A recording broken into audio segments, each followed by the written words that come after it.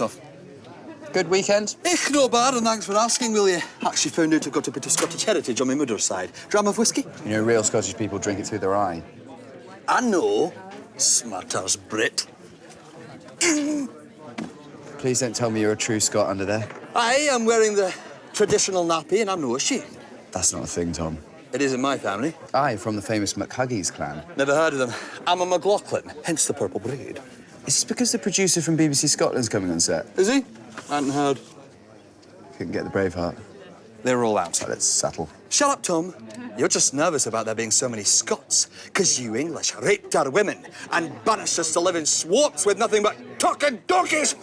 Shrek's a cartoon character. Yeah, but it's based on Alex Salmon. Right. Well, I'm sure this Scottish guy will forgive me. It was all a long time ago. Yeah, but unfortunately for you, Tom, a Scotsman never forgets. Do I need to start this show? I know.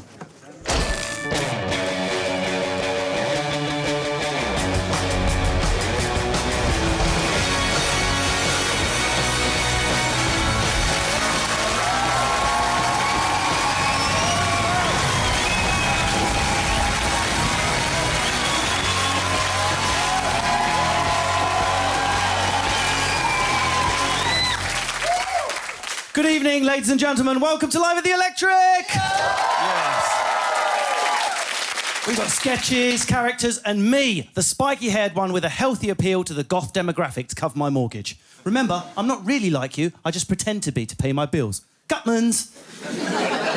So I travel up and down the country doing stand-up, and I realise we're such a regional country. We're almost afflicted by it. Essex people have Essex head disease, pulling themselves along with the traction of their Essex head. Yorkshire people are the best. Any Yorkshire people in the room tonight? Just loads of it. So, Yorkshire, it's got bones. I can't move from out Yorkshire. It's actually a very debilitating condition. Just finishes them with in a nursing home going, Leeds, Leeds, Leeds. Lindsay, my girlfriend, she's got full Mankinson's disease.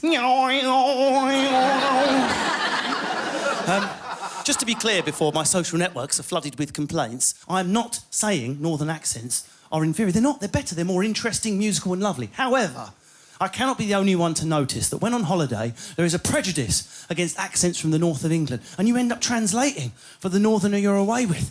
I've been away with Lindsay to Amsterdam. I mean, you wouldn't have thought you could be misunderstood. Their English is off the hook. Yeah, do some quadratic equations. No problem. I'll solve them in your language. Clogs, windmills, past tense, mofo. Right?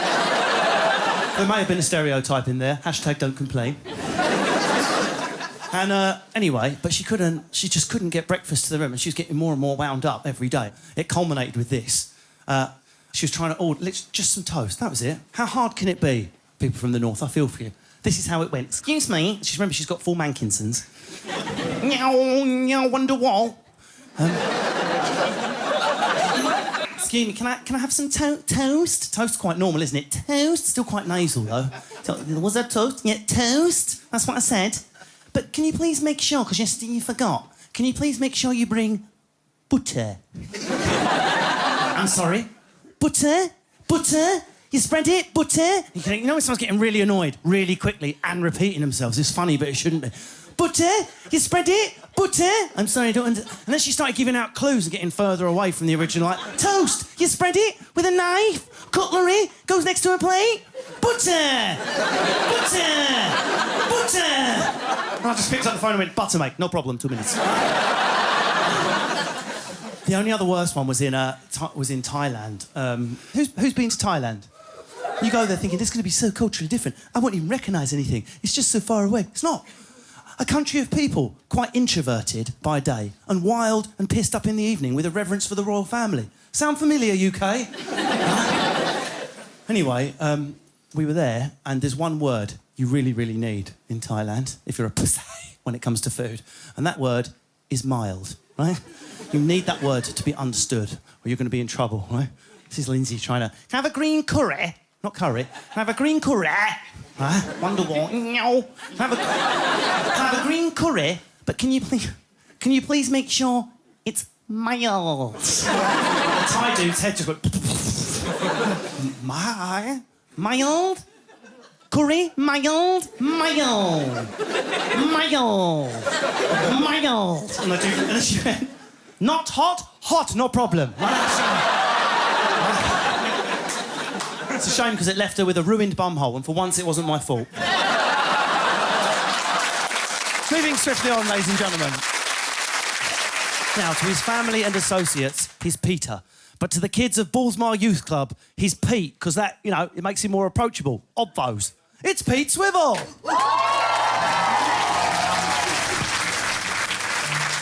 In 2013, a BBC documentary crew filmed the everyday happenings of a North London youth club on Ballsmore Lane. Its name, the BYC. Its leader, Pete Swivel.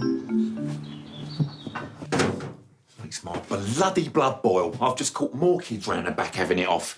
Feel like I'm working in a fucking rabbit hutch. I've got to take some action now. I've got the right arsehole.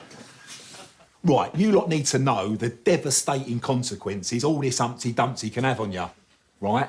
Have a look at the state of this. What the fuck is that? Yeah, Shanley's dad, innit? Take this seriously, Darren, or get out. Although it could be. Right, now this lady was fresh-faced and full of life until she got lured into the sex trade. Some say no one's had more sausage than her. Some others say she should be kept in a cage, which I think's a bit harsh because she only bites when asked, apparently. She's very kindly agreed to come and meet you all today. Pat Porridge, everyone. Hello, everyone. Have a sit down. Right, now, I know shagging is a very natural thing, depending on your boundaries, obviously. But as you can clearly see, the years and years of relentless banging have now turned Pat into an extremely acquired taste. No offence. It's fine. Business is good. No, I bet it is. I bet it is. Right, I'm sure there's loads of pervs, I mean punters, people who love this sort of thing. I bet you're rolling in it, right? But the financial benefits aside, right, all this rumpy-pumpy has not just had a physical effect, but an emotional one as well. 50 years on Prozac has taken its toll on poor old Pat. I'm 43, you cheeky git. Oh, do you see that? Eh? After all she's been through, she's still kept that wicked sense of humour. That's the class of the woman, right? Now, Pat's got a face disgrace booking at ones, so we won't keep her. But to sum up, the story of your life is etched on your face. So just make sure when you get to Pat's age, it's not been a fucking horror movie. All right? No offence, Pat. None taken. It's been a pleasure. I like a good slasher film anyway. What did I say? That's a bit near the bone. What are you on about? Right, well, for those of you that are not in on the joke, slasher films are the ones where, for want of a better phrase, people piss all over each other for kicks. No, Pete. It's a type of horror film. Eh? Oh, yeah. Yeah, well, of course it is, isn't it? What did I say? They've heard the myth, the legend, but actually seeing Pat in the flesh today has struck the fear of God into him, I think. Nothing I do here is without purpose. And it gets results.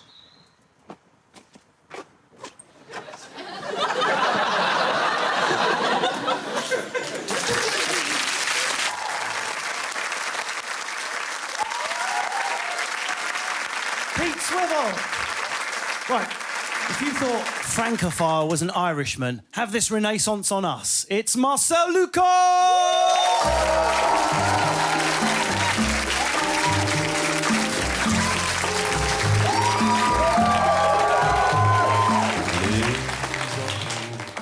Salut. Since my last televisual appearance, I've received many letters inquiring about my past, ranging from the inquisitive to the creepy. Lucky for you, it is all here, the first draft of my autobiography entitled simply Moi. I don't fuck around. I do fuck around.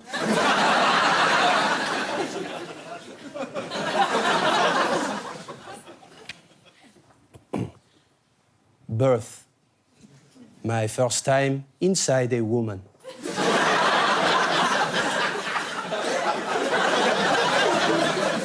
My first ever word emerged from my mouth just seconds after my birth. Pourquoi? Although father insisted this was probably just hiccuping.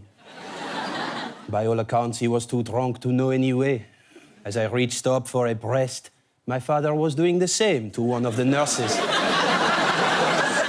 I learned quickly that shrill, insistent screaming would result in breasts being presented to me immediately, a technique which is sadly less successful for me nowadays. One of my most early memories was on the steps of our old apartment, age 7. Father, I asked inquisitively, where do the babies come from? I don't know, he said, panicking at what to do with the screaming baskets on the step.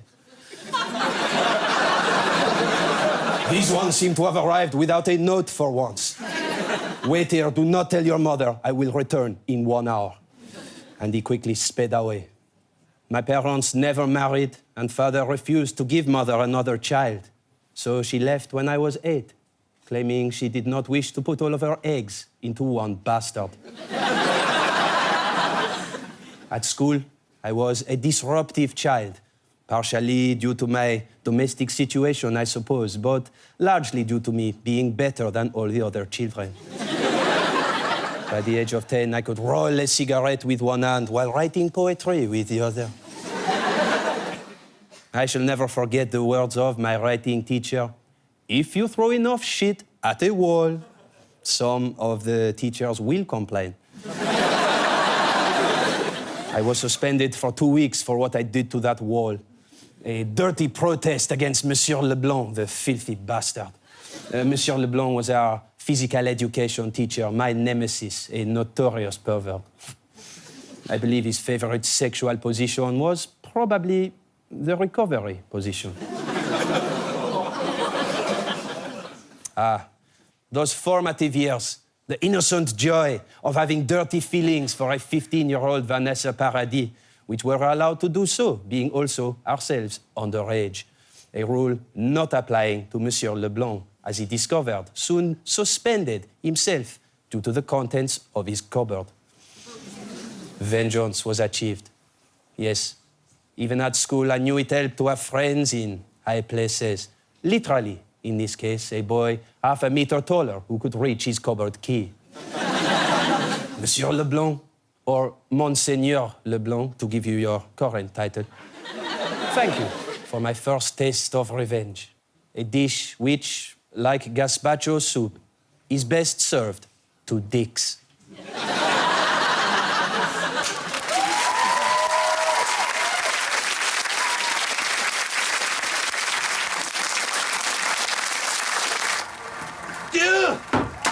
What are you doing? 2.5 metres, new record. Excellent! Sorry, Tom, old Highland tradition. Tossing the stapler. Extra points for hitting a filthy Brit. Ishmael! Wait until I'm ready! Just piss off. Okay, well, I just came to get those contracts. Have you put these in Gaelic? Oh, yeah, sorry. You know what it's like, I slip in and out. Tomato, maclaw. You don't speak it, do you? No, but I know the swear words. Not that I'd teach you, ya English bootfist. Yeah, well, you realise this BBC Scotland guy isn't going to care that I'm English. He's just going to care you're not doing your work. I don't care about him. I am merely celebrating my culture. Jesus Christ, there's a snake in my drawer. That's Nessie. She's a Scottish adder. Bit me earlier, but being a Phil Scott, it's had no effect.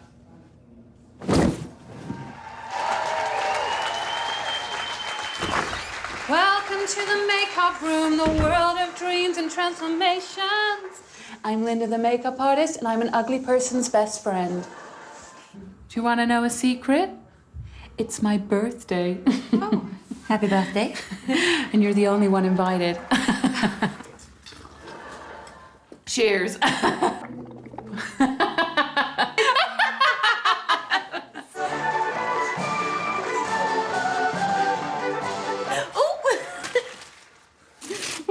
What's it gonna be?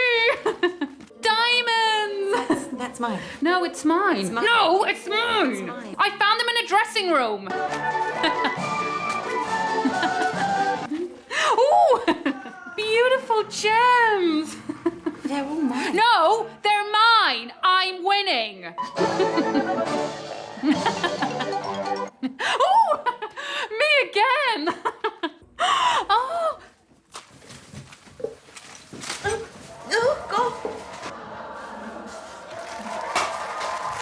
They said there'd never be ads on the BBC. Well, this is Intermission Impossible. See you after the break.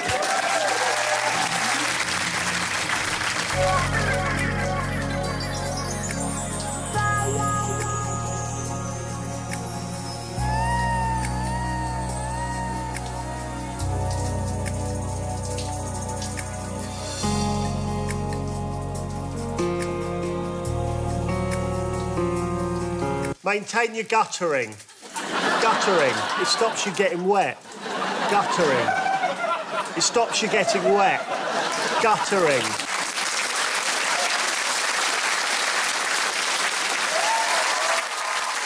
Now, it's time for me to introduce our next act. A lady so gentrified that the only clue she's reached sexual climax is that her jewellery starts rattling faster. She doesn't come, she arrives. Thank you. It's Trusty Butterworth!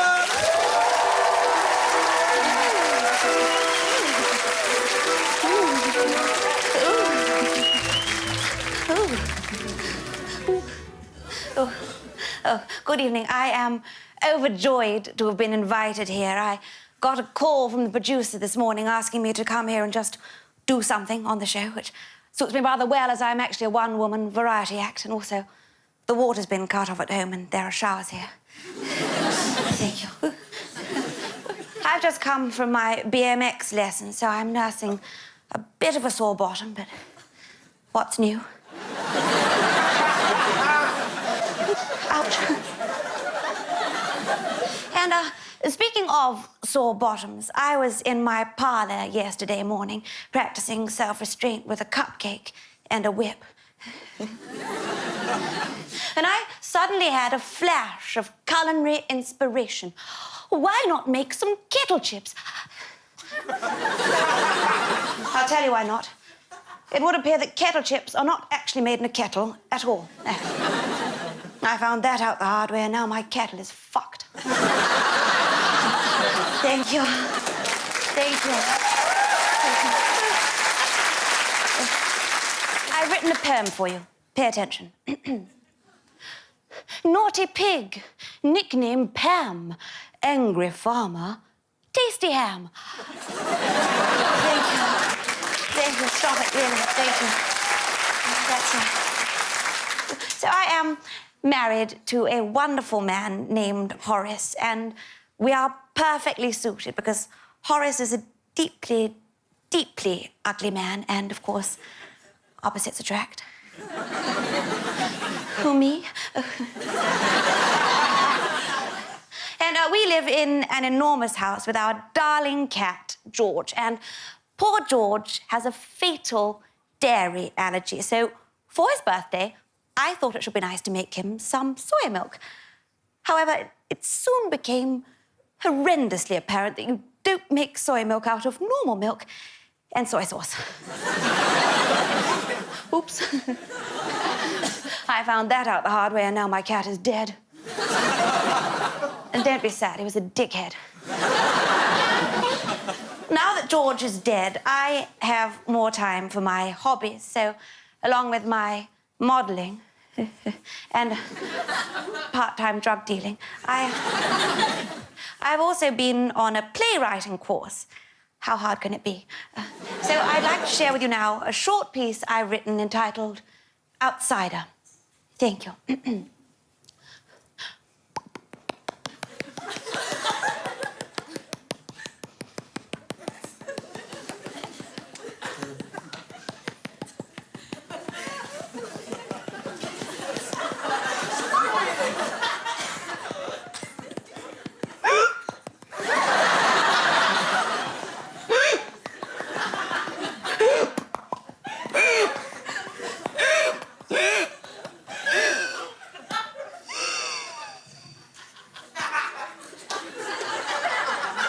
It's a short play about a fish out of water. Thank you so much. Thank you. Thank you. Thank you.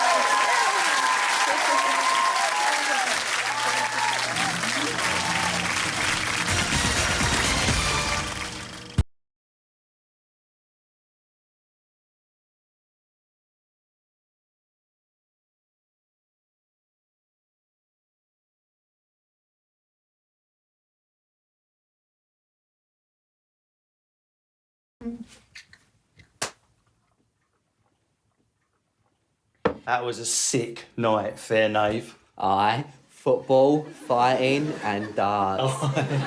Anyway, show yourself out. He thinks I should decant myself in the spare room and spare Sharonetti my fumes. 'Tis a shame, for I'm hornier than a rhinoceros, but to breathe Sambuca, it would inflame the violence of her shots. And yet, in here, Sharonetti sleeps. 'Tis a code to let me know all is forgive. To remove her slip and slip inside him, but the slip of a moment. And now, firm love, sweetly with my stick of man rock. For my balls are heavier than a documentary about Anne Frank.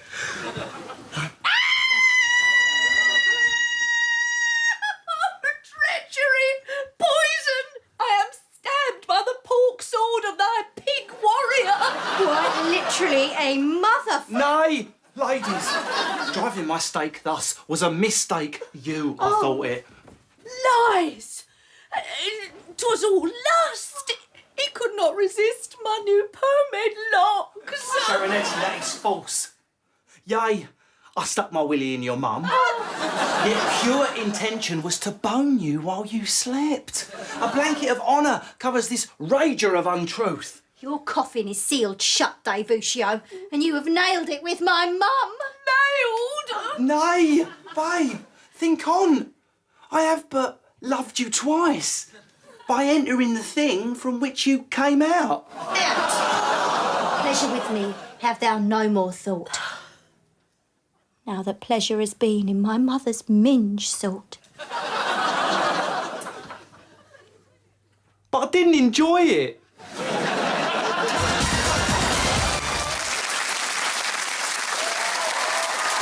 Thank you. And now, a musical duo who put the word filth into the sentence, oh, fabulous, some filth. It's End Cabaret. Hello, darlings, hello. I am Miss Bernadette Byrne, and this is my half-moustached accompanist, Victor Victoria. But, darlings, I need some advice from you, okay? Because I went on a very strange date on Tuesday. Oh, no, not Tuesday. We need to talk I've about been something trying else. to work out what happened, because the date was great, okay? We had dinner, we had lots of gin, and then he came back to our place, and we started to fool around, you know, things started to get a bit heated, so I went to the bathroom to slip into something a little bit more naked. And when I came back, it was really quite bizarre. He was lying on the bed, he was naked toe to head, and his penis was the first thing that I saw. With a member so enraged, like a beast had been uncaged. I had never seen such wretchedness before. So I hopped on and had my fun. In half an hour, the job was done. I got up, I rolled over, and I saw it was still hard. It was standing stiff and tall and proud and strong. It was still hard. Well, you know, I thought he'd be a quickie. I was wrong. It didn't seem to need a rest, and I do enjoy a test. So, penis, show you, I say, on guard. It was still hard. I got back on for round two. No. There was much work left to do, and one orgasm is not enough for some. But in rounds 3 and 4 and 5, how is this penis still alive? No. With all that sexing, you would think the guy would come, you know? So I licked him round the rim, and I stuck the finger in, and I wiggled, but the bastard didn't flinch. It was still hard. It mocked me with its bald and shiny head. It was still hard. Fuck, seriously? Strong and defiant like a flagpole on the bed. So I put on some crotchless pants and I did a sexy dance. Oh, penis, to you I say on guard. It was still hard. Tell you something now. I couldn't believe what I saw 6 times and still wanted more. I showed it porno films and then 2 girls, 1 cup. Oh, is that so good? And after 7 hours straight, I shoved a jabble up his ass. But this giant angry penis was still up, so I punched it in the head. Then I taked it to the bed, but it sprung back up and slapped me in the face.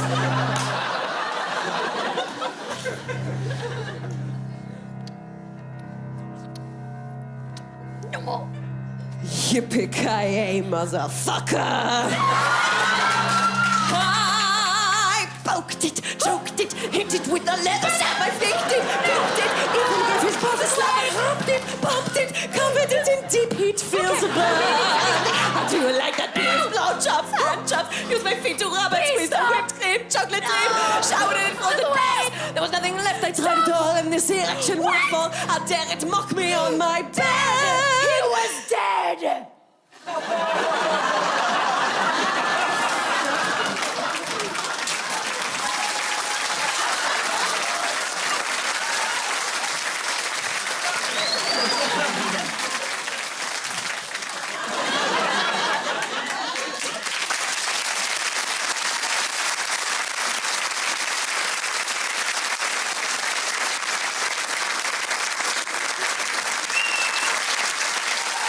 Wow. That's weirdly humbling to have a song based on me.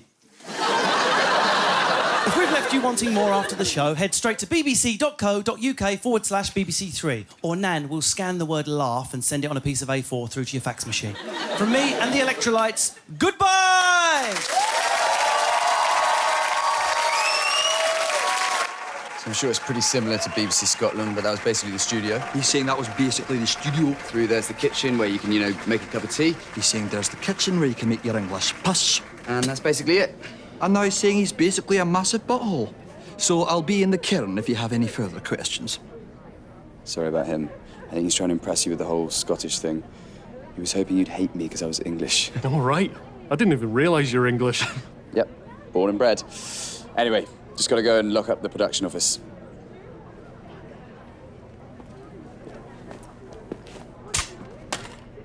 Take that, you filthy Brit!